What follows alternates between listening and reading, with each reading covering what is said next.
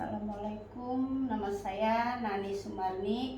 Saya mahasiswa dari Universitas Islam Asafiyah, Fakultas Keguruan, jurusan bimbingan dan konseling. Pertama-tama saya ingin mengucapkan terima kasih kepada Ibu Nurul Fajri, SPDI, MPDI. Baiklah, di sini saya akan mempresentasikan tentang landasan bimbing dan konseling. Yang pertama itu pengertian bimbingan dan konseling. Pengertian bimbingan dan konseling adalah pelayanan bantuan untuk peserta didik, baik untuk individu atau kelompok, agar mandiri dan berkembang secara optimal yang berhubungan dengan kepribadian sosial, karir, dan belajar melalui berbagai jenis layanan pendukung berdasarkan norma-norma yang berlaku di masyarakat.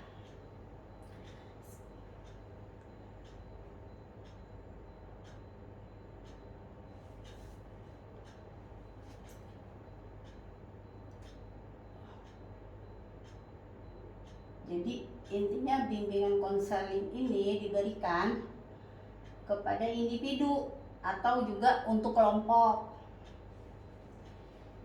dari konselor kepada si konseli atau klien yang menerima konseling.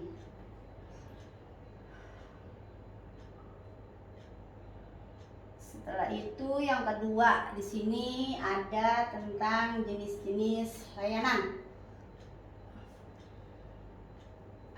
Di sini tuh ada 10 jenis layanan menurut pola 17+. Ada 10 ya. Pertama itu layanan orientasi.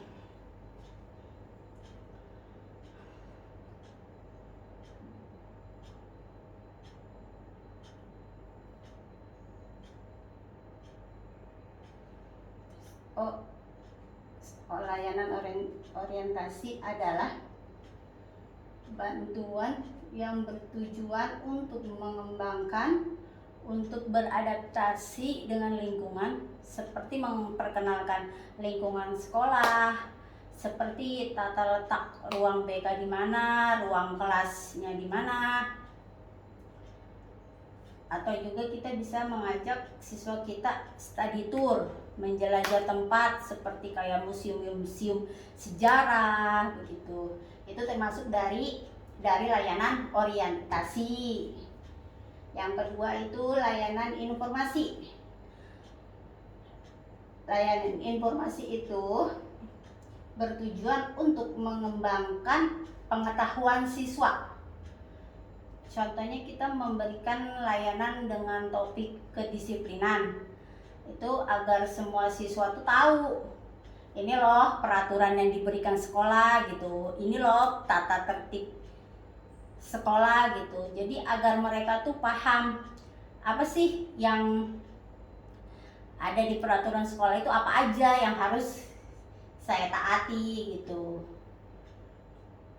Itu namanya layanan informasi tentang tata kedisiplinan untuk mengembangkan si siswa. Yang ketiga, layanan penempatan dan penyaluran adalah untuk mengarahkan dan mengatur penempatan. Misalnya kayak kita ngatur tempat duduk siswa gitu loh, kan ada juga kan beberapa siswa yang mungkin matanya itu min, kita bisa atur dia duduknya di sebelah sini atau di depan gitu. Yang keempat adalah layanan penguasaan konten. Adalah layanan diberikan konselor kepada konseling yang banyak, baik untuk individu maupun untuk orang banyak. untuk skill siswa.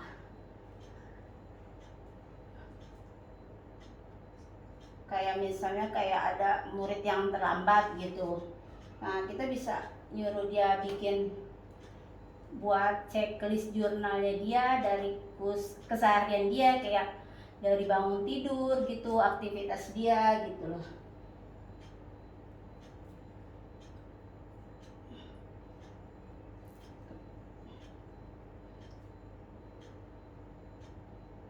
Yang kelima adalah layanan perorangan atau individual. Layanan yang diberikan oleh konselor kepada konseli yang bertujuan untuk menuntaskan permasalahan siswa secara individu. Di sini tuh kita juga harus menerapkan azas kerahasiaan. Nanti ada poinnya asas.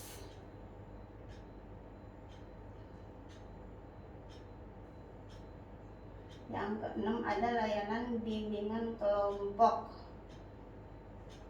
Itu layanan yang diberikan oleh konselor kepada konseling, kepada beberapa konseling. Ya minimal itu 8 orang sampai dengan 12 orang. Contohnya itu dia membahasnya topik yang sedang hits, sedang viral di dunia maya, seperti kayak kemarin tuh kasusnya si KDRT Lesti gitu ya. Yang ketujuh adalah layanan KKP, konseling kelompok. Adalah layanan yang diberikan oleh konselor untuk beberapa kelompok gitu, per kelompok. Jadi maksudnya ini gitu, kayak misalnya tugas mata pelajaran diberikan tugas kelompok buat bermusyawarah gitu, untuk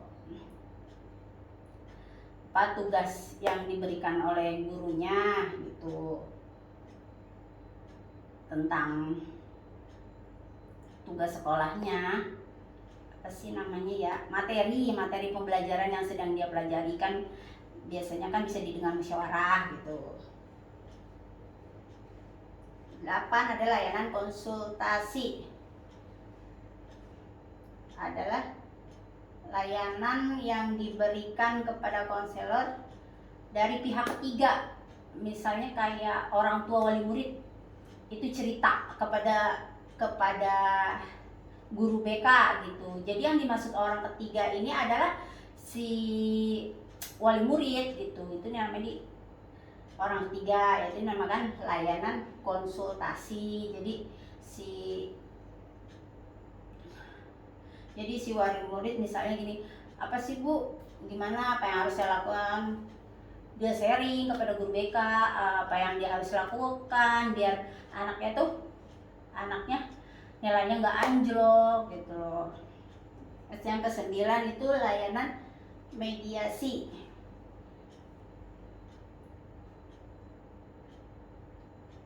Kalau layanan mediasi ini untuk konseling untuk perang dingin. Misalnya ada mahasiswa yang bertengkar. Nah, si A dan si B. Nah, jadi kita bisa manggil si A dan si B. Kita tanyain dulu satu persatu, dari pihak si A gimana, lalu baru dari pihak si B.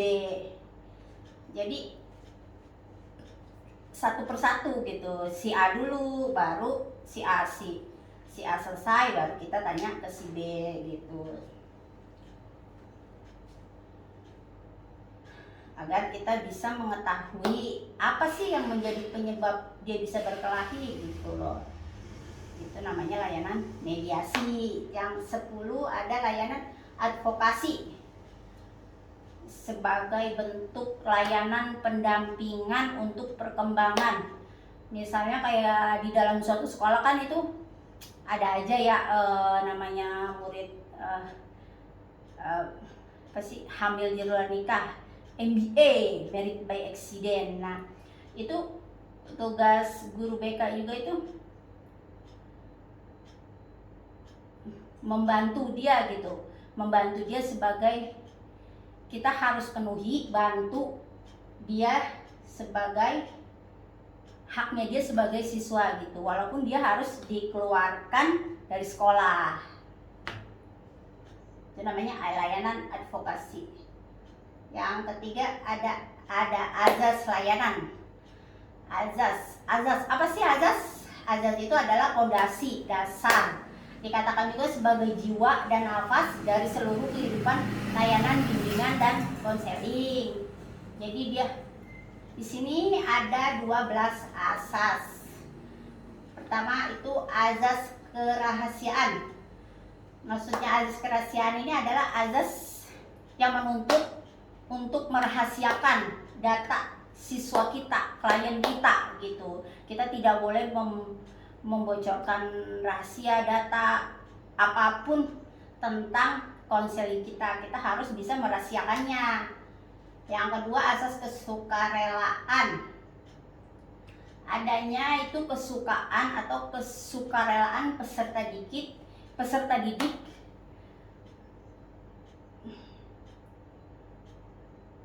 kesukarelaan agar peserta didik itu dengan sukarela mau menceritakan apa sih permasalahannya dia gitu.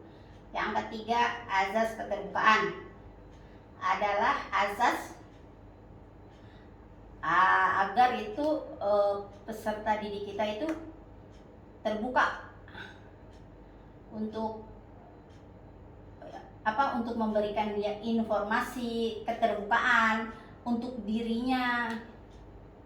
Bagaimana kita bisa memahami, merespon kalau misalnya si peserta didik kita ini tidak mau terbuka dengan apa yang permasalahan yang dia sedang hadapi gitu.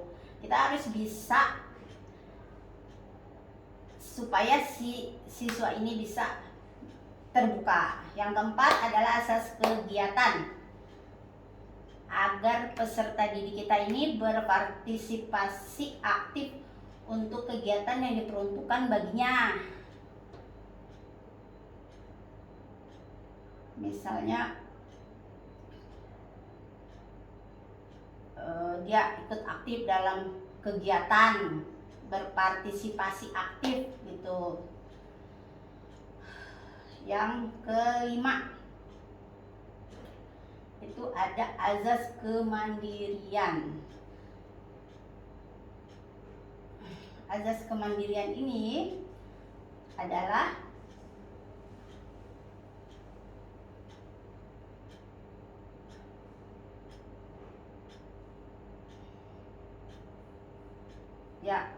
di 5 asas kemandirian. Kita mengharapkan agar peserta didik kita itu mandiri, agar dia bersikap mandiri tentang dirinya. Bagaimana caranya si peserta didik ini bisa mandiri gitu. Dia bisa mengenal dirinya itu kayak apa, dirinya itu kayak apa, lingkungannya itu seperti apa gitu. Yang keenam ada asas kekinian.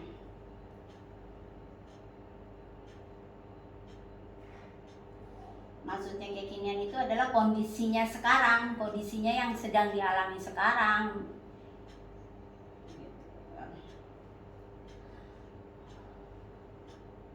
Kayak contohnya misalnya, saya mau nangis karena kemarin saya jatuh. Nah itu namanya bukan asas kekinian, karena sudah berlalu, itu kan kemarin, kenapa sekarang nangisnya gitu.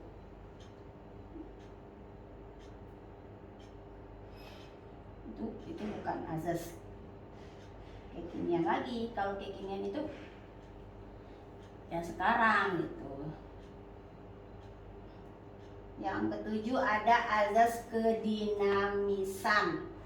Azas kedinamisan Ini isi pelayanan terhadap konseling agar ini azas untuk selalu maju dan berkembang.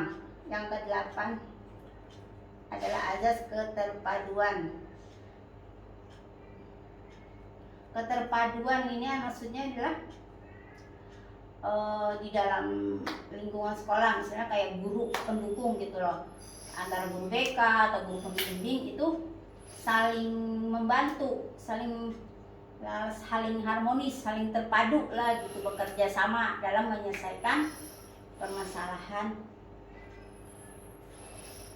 siswa. Yang ke-9 ada asas kenormatifan. Adalah azas yang tidak boleh menentang norma-norma yang berlaku agar si peserta didik kita itu tidak melanggar norma-norma dan ketentuan yang berlaku. Azas keahlian. Maksudnya azas keahlian adalah ini konseling ini diberikan oleh emang orang yang ahli gitu loh, yang profesional gitu. Sekarang kan banyak ya guru BK kan, guru pembimbing lah, bukan guru BK, tapi dia basicnya itu bukan dari latar belakang guru BK, tapi emang cuma membimbing buat pembimbing aja gitu. Cuma karena emang nggak ada basic BK, dia dibilangnya itu tidak termasuk ya, karena itu bukan dari ahlinya gitu loh, tidak ada backgroundnya dia gitu, harus yang profesional gitu. Yang ke-11 itu ada azas alih tangan kasus. Maksudnya pihak alih tangan kasus. Misal si konselor ini kita bisa mengalih tangankan masalah kita yang emang ke orang yang lebih tepat gitu loh, yang lebih condong ke bidangnya gitu, kita bisa mengalihkan gitu. Kayak misalnya tentang kesehatan siswa atau tentang kriminal, itu kan berarti harus ke lembaga kepolisian. Nanti kan kita harus kita alihkan gitu loh ke bagian kepolisian gitu loh. Terus kayak misal stres yang akut berat gitu loh, berarti kan itu kita harus alihkan ke psikiater, psikolog gitu, agar lebih tepat penanganannya itu. Sedangkan ke-12 adalah azas tuturi handayani, adalah azas bimbingan dan konseling agar pelayanan konseling ini dapat menciptakan suasana yang mengayomi, memberikan rasa aman dan dorongan serta kesempatan untuk maju dan berkembang. Itu sesuai dengan azas tuturi handayani.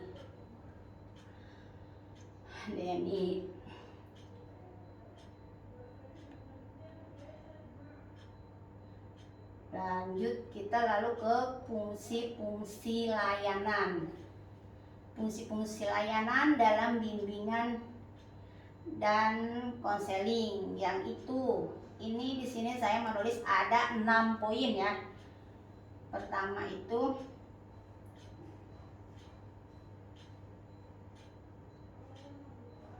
fungsi pemahaman, yang kedua fungsi pencegahan, yang ketiga fungsi pengembangan, yang keempat fungsi penyembuhan, yang kelima fungsi penyaluran, dan yang keenam ini fungsi adaptif.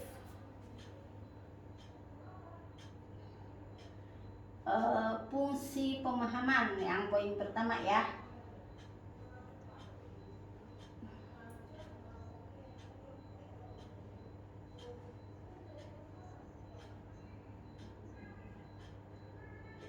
Pemahaman membantu peserta didik untuk memahami dirinya sendiri dengan lingkungan dan sekitarnya agar bisa mengembangkan potensi yang ada pada dirinya untuk mengembangkan. Yang kedua itu fungsi pencegahan atau preventif. Jadi kita mencegah agar terhindar dari masalah, kita mencegah gitu, pencegahan kayak program orientasi, program bimbingan karir gitu loh. Jadi kita mencegah gitu.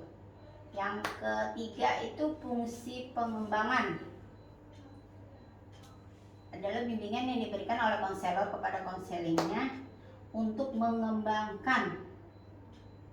Yang keempat itu fungsi penyembuhan, adalah fungsi bimbingan dan konseling dalam membantu peserta didik untuk memilih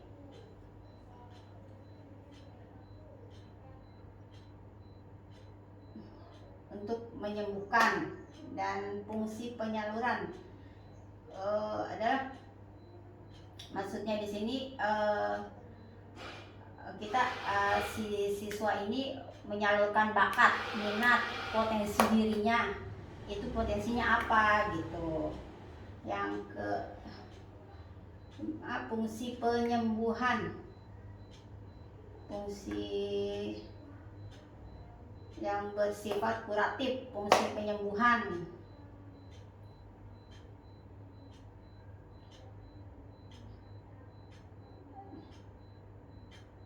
Baik. Yang keenam, fungsi adaptif. Fungsi adaptif adalah fungsi bimbingan dan konseling dalam membantu staf sekolah untuk mengadaptasikan program